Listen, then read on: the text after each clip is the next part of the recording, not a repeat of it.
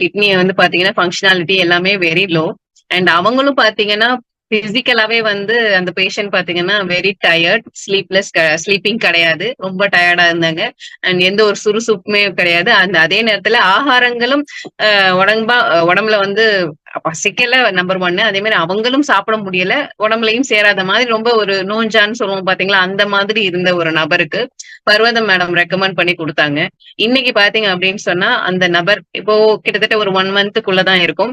So நல்லா வந்து எடுத்த உடனே வந்து அவங்க சொன்ன ரிசல்ட் என்ன அப்படின்னா, அந்த பேஷண்ட் சொன்ன ரிசல்ட், "எனக்கு நல்லா பசிக்குது" அப்படின்னு சொன்னாங்க.